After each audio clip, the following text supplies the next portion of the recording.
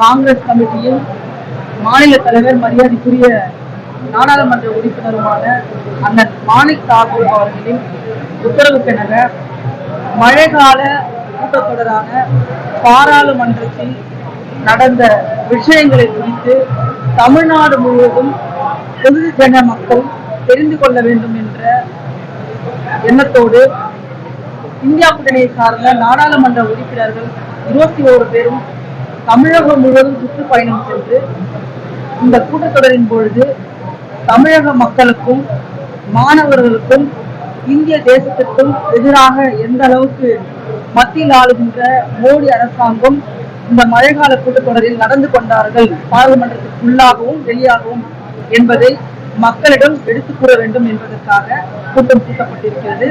அதன் ஒரு பகுதியாக இன்றைக்கு வேலூர் மாவட்டத்தில் காங்கிரஸ் பேரியக்கத்தின் மாவட்ட தலைவர்கள் தலைமையில் இந்தியா கூட்டணியை சார்ந்த கூட்டணி கட்சியின் மாவட்ட தலைவர்கள் மாநில நிர்வாகிகள் அவர்கள் முன்னிலையில் இன்றைக்கு கூட்டம் நடைபெற்றது. இந்த கூட்டத்திற்கு மயிலாடுதுறை மாவட்ட பாராளுமன்ற உறுப்பினர் நானும் திருவள்ளூர் பாராளுமன்ற உறுப்பினரான மரியாதைக்குரிய சகோதரர் சசிகாந்த் செந்தில் IAS அவர்களும் இங்கு வருகை தந்து இங்கு அனைவருக்கும் மழைக்கால கூட்டத்தில் நடந்த விஷயங்களை நாங்கள் எடுத்து வைத்தோம்.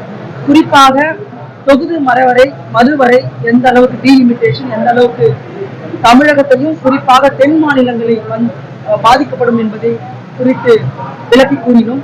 அதே போன்று நீட் வினாத்தாள் கசிவு என்பது மாணவர்களின் வாழ்க்கையை எந்த அளவுக்கு பாதித்திருக்கிறது, அவர்கள் பெற்றோர்களை எந்த அளவுக்கு பாதித்திருக்கிறது என்பதையும் குறித்து விளக்கி கூறினோம். அதே போன்று நாடாளுமன்றத்தில் இந்த மழைக்கால கூட்டத்தொடரில் எந்த ஒரு விவாதமும் இல்லாமல் 13 மசோதாக்கள் நிறைவேற்றப்பட்டிருக்கிறது. அத்தனை மசோதாக்களும் இந்தியாவில் இருக்கின்ற ஒட்டுமொத்த மக்களையும் மாணவ செல்வங்களையும் மாநிலத்தின் உரிமைகளை பதிக்கின்ற மசோதாக்களை நிறைவேற்றியிருக்கிறார்கள். அது அத்தனை மசோதாக்கள் குறித்து விளக்கம் கூறப்பட்டது, விளக்கி அவர்களுக்கு சொல்லப்பட்டது. குறிப்பாக கனிம வளம், சுரங்கப்பாதை மற்றும் அது தொடர்பான சொத்துக்கள் எந்த அளவுக்கு மத்திய அரசாங்கத்தால் கபலீகரம் செய்ய போகின்றார்கள், அந்த மசோதா எப்படி நிறைவேற்றப்பட்டது போன்ற பல்வேறு விஷயங்கள் குறித்து நாங்கள் விளக்கம் சொன்னோம். ஊடக நண்பர்கள் அத்தனை பேர் இங்கு இருந்தீர்கள். உங்களுக்கு ஏதாவது இதில் இருந்து கேள்வி ஏதாவது கேட்க வேண்டும் என்றால் நாடாளுமன்ற உறுப்பினர் சசிகாந்த் அவர்களும் என்னிடம் கேட்கலாம்.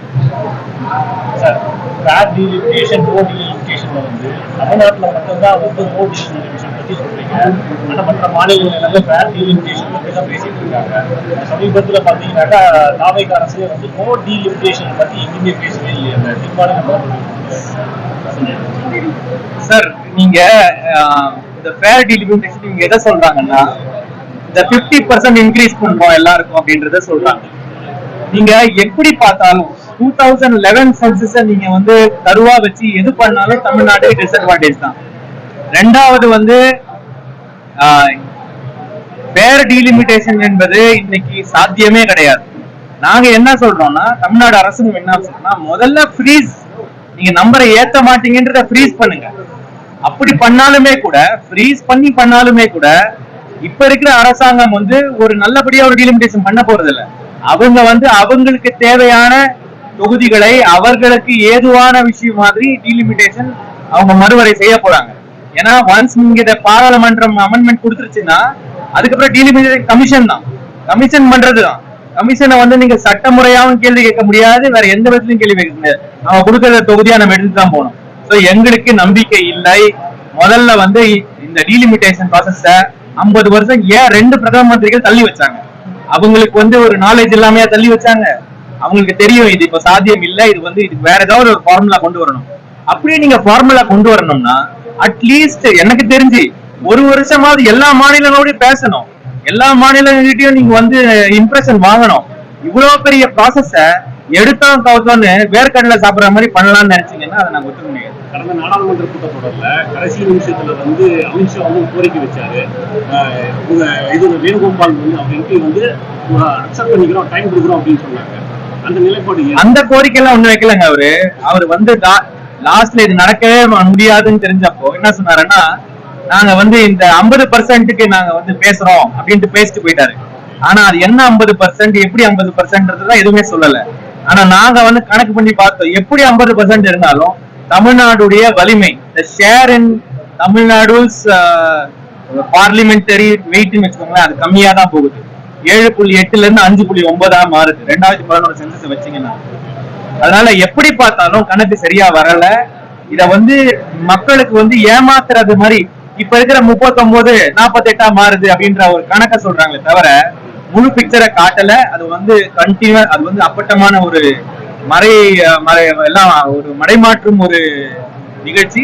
இதுக்கு வந்து தமிழக மக்கள் பலியாக கூடாது.